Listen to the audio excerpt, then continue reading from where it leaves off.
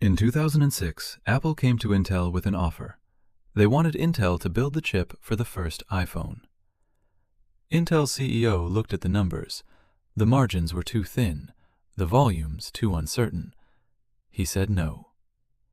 That chip went to a tiny British company called ARM.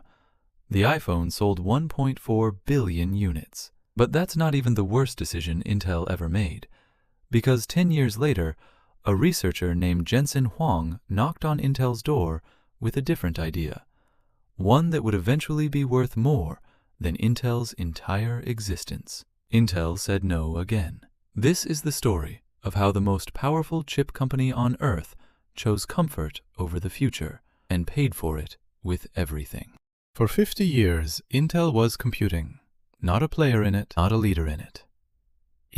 Every laptop, every server, every data center on Earth ran on Intel Silicon. At its peak, the company was worth over $500 billion. Its CEO graced magazine covers. Its engineers were rock stars. But somewhere between the Pentium and the present, something went wrong. And today, Intel is fighting for its life, while a company that used to make graphics cards for gamers is worth more than the entire GDP of Norway. This is not a story about bad luck. This is a story about a company that kept winning, until winning was all it knew how to do. In the 1990s, Intel had pulled off one of the greatest coups in business history.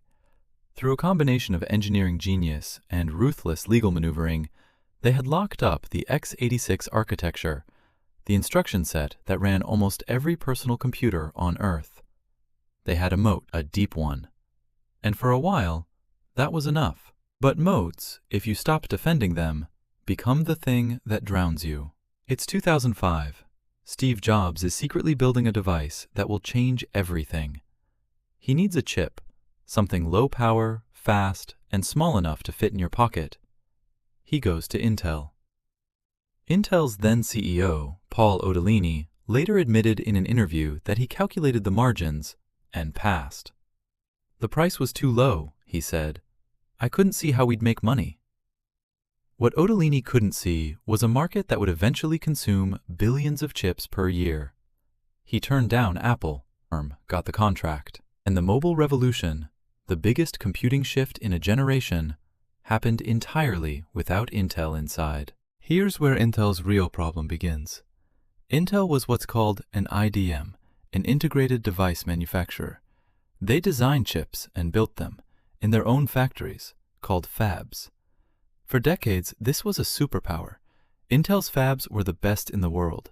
They could push transistors smaller than anyone else, staying ahead on something called Moore's Law, the idea that chips double in power every 2 years. But building fabs is expensive. We're talking $20 billion per facility. You can't just pivot overnight. So when the industry started moving faster, when chip designs grew more complex, when the economics of manufacturing shifted, Intel was stuck. They kept promising a new generation of chip technology, 10 nanometer, then 7 nanometer. They were late. Then later. Then embarrassingly late. A company called TSMC, based in Taiwan, quietly became the world's best chip manufacturer. They started building chips for everyone else, including Intel's competitors. Jensen Huang founded NVIDIA in 1993 to build graphics processors, GPUs, fast, parallel chips for rendering video game graphics. For years, NVIDIA was a niche player, important to gamers, irrelevant to the enterprise. Then, in the early 2010s, researchers discovered something. GPUs weren't just good at graphics. Their architecture, thousands of small cores running calculations simultaneously, was perfectly designed for a new kind of math, the math behind artificial intelligence.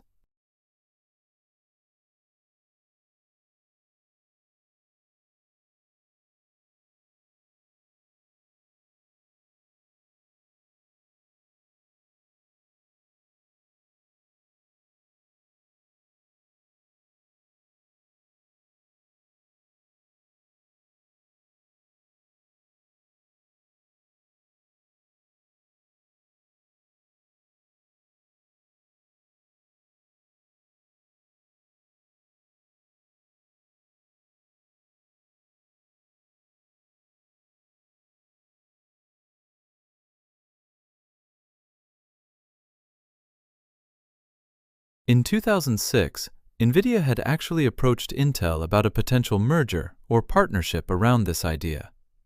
Intel declined. They saw GPUs as a gaming accessory, beneath them. Jensen Huang went home and kept building. Fast forward to 2022, ChatGPT launches and breaks the internet.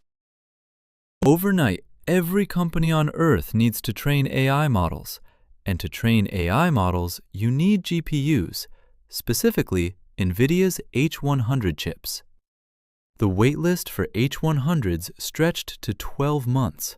Microsoft, Google, Meta, they were all fighting over the same chips, paying whatever NVIDIA asked. NVIDIA's revenue went from $27 billion to over $100 billion in 2 years. Their market cap crossed $3 trillion. Intel's collapsed below $100 billion, an 80% wipeout from its peak. A company that was once synonymous with computing was now an afterthought in the most important computing race in history. Intel isn't dead. Not yet. Under CEO Pat Gelsinger, and now after his sudden exit in late 2024, the company is betting everything on a manufacturing comeback, building new fabs, chasing government subsidies through the CHIPS Act. They're trying to become the chip manufacturer for other companies, to be the American TSMC. It's an enormous, expensive gamble, and the window is closing. Intel's story isn't about one bad decision. It's about the danger of believing your past success is a promise about your future. They built the best fabs in the world and trusted them too long. They had the chance to own mobile, to partner on AI, to stay hungry. They chose comfort, and the chip war moved on without them. The question now isn't whether Intel can win, it's whether they can survive long enough to find out.